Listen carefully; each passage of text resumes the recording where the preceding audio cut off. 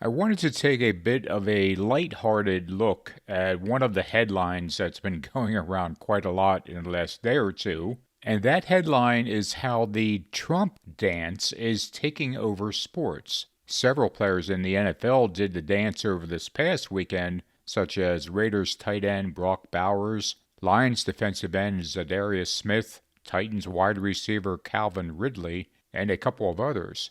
There were also a couple of college football players doing it, a member of the U.S. men's national soccer team, and also the current UFC heavyweight champion John Jones, who did it after a fight on Saturday while Trump was in attendance. A couple of the athletes said that it wasn't really an ode to Trump, they just liked how it looked. It was kind of a silly celebration. Of course, Trump supporters are fully on board with the idea that the Trump dance is being performed by athletes both professionally and at the college level, and see it as more evidence that Trump is widely loved throughout all the world. But most of the articles I've read about the Trump dance spreading throughout sports have centered around the NFL. And there were indeed about 7 or possibly 8 different instances this past weekend of a player doing the Trump dance. And it had me wondering if 8 different players doing the Trump dance could really be categorized as being widespread through the NFL.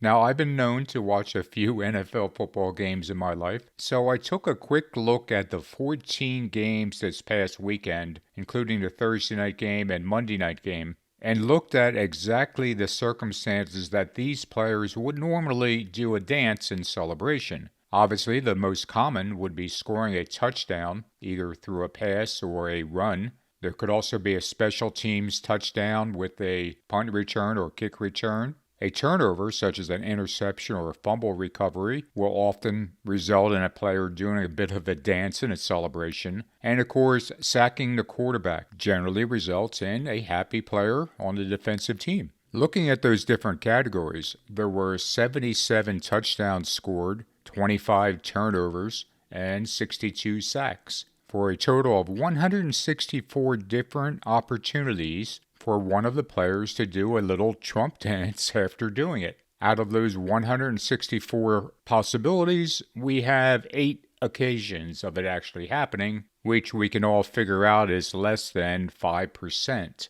So when we see headlines such as "the Trump dance is sweeping the sports world," it really isn't doing that. There were some players doing a little Trump dance because, even they admitted, it was easy and fun to do, and it wasn't to show support for Trump necessarily, although a couple did. But using the NFL as a barometer, very few players were doing the Trump dance in relation to how many opportunities there were to do a Trump dance. So I just want to take a minute to tell everyone to relax, because we have something else to be thankful for. The Trump dance is not taking over the sports world after all.